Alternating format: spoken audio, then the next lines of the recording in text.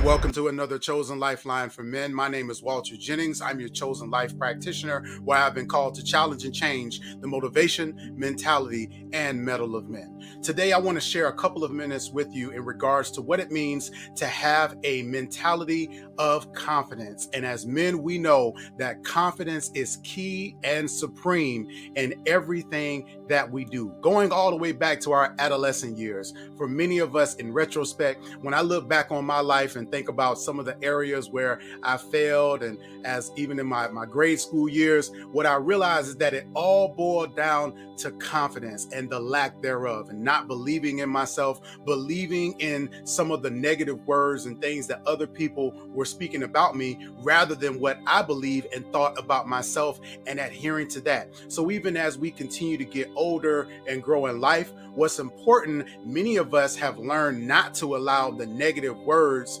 and attitudes of other people to influence us, but maybe it's the negative experiences in life. Maybe it is the challenges that we've encountered and gone through that have battered and bruised our confidence in ourselves. So it becomes not just the words of people, but it becomes our life experiences that really will take a toll on our confidence. And confidence is the key component in helping us to grow mentally stronger. And so boosting our self-confidence, it helps us to become successful, it improves our health, and it also increases our happiness. And fortunately, there are many strategies that can help us to actually adhere to the confidence that we need in order to be successful in life. Number one, we must stop comparing ourselves to other people, whether it is looking at other people when we're at the gym and being self-conscious about ourselves because we don't necessarily have the shaped body that we want compared to other people that we see,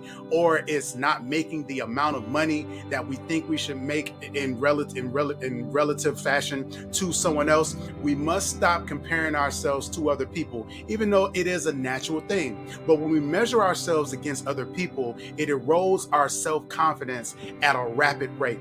Research also shows that the more envy people experience when they make comparisons, the worse they feel about themselves. And you don't need a study to show that.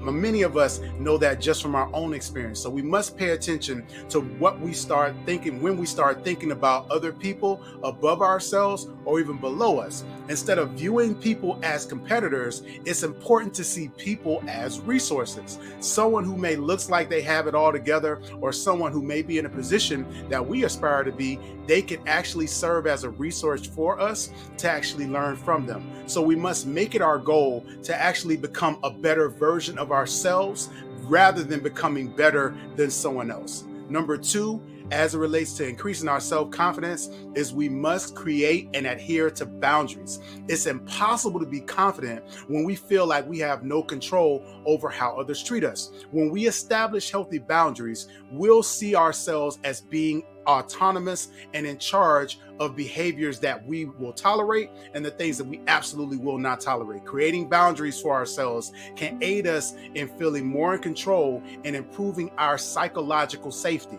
So it is an important part of us feeling confident and knowing that we are always in charge of our lives. When we're able to say no to the things that we don't want to do, when we're able to speak up when a person may cross a line or that boundary, it's important for us to make those things clear, because that is a part of self-advocacy, which is a really important part of confidence. Number three, we must take care of our bodies. Gentlemen, for those of you who may be in your 20s that are listening to this, trust me, you will not always be in your 20s. For those of us who are in our 30s and our 40s, we know that some of the decisions and some of the choices that we made when we were younger, we can no longer afford to make that decision. Our body must become a priority, the things that we put in it. So we must be careful of eating healthy, making sure that we're exercising, that we set aside time for meditating, and more importantly, getting plenty of sleep. That whole thing of operating on 3 and 4 hours of sleep and then doing 12 and 16-hour days, those things will catch up with you as you get older. And so it's important for us to ensure that we're establishing healthy habits for ourselves. And for those of you who may be hesitant about doing this, give yourself 7 days.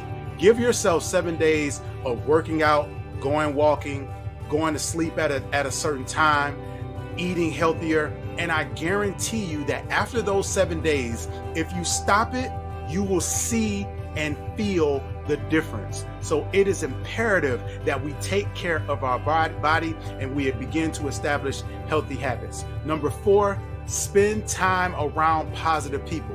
The people that we are around, they greatly impact how we feel about ourselves. If they're judgmental and critical, then more than likely that's going to take a toll on our mental strength. However, if we're interacting with people who are positive, that are encouraging, that are speaking life, then we'll feel better about ourselves. So we have to pay very close attention to the people that we surround ourselves with. And we can't be afraid to reduce or eliminate our contact with people that we deem as being negative. We have to focus on creating healthier relationships with the positive people in our lives. And although it may be a little uncomfortable at first to kind of cut off some individuals that we deem as negative or that suck the life out from us, and be intentional with engaging with individuals who are positive, it's important for us to really monitor the results of that and to help inform our decisions as relates to the individuals that we are around. Now, this leads directly into number 5, which is we must reframe the negative self-talk. The talking down to ourselves, it holds us back and it decreases our confidence. Our subconscious actually buys into the idea of certain things when we're too hard on ourselves and when we speak words over our life.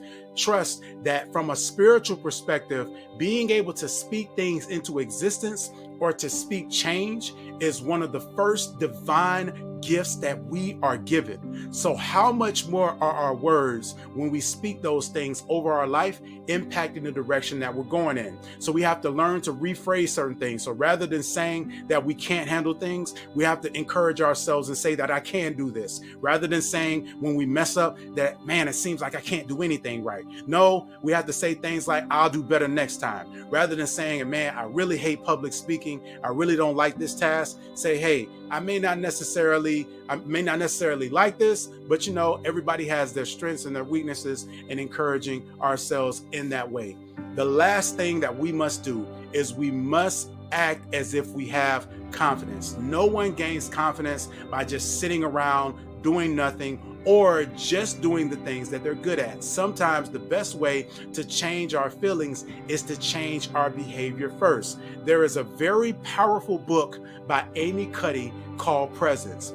And in this book, Amy Cuddy makes the argument that our body doesn't necessarily follow our mind, but our mind follows our body.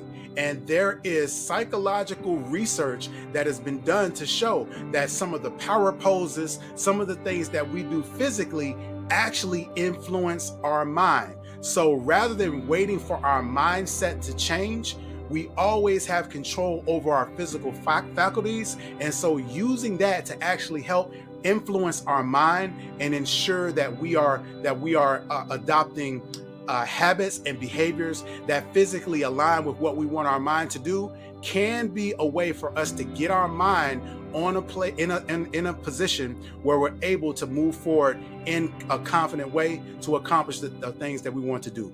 Hey everyone, thank you all so much for joining me for this Chosen Lifeline for Men. My name is Walter Jennings. I'm your Chosen Life practitioner. Be sure to like, share, and subscribe at chosenlifespecialist.com and book me for a session. I'd love to speak with you and partner with you in your individual journey. Again, my name is Walter Jennings from Chosen Life Specialist, where I've been called to challenge and change the motivation, mentality, and mettle of men.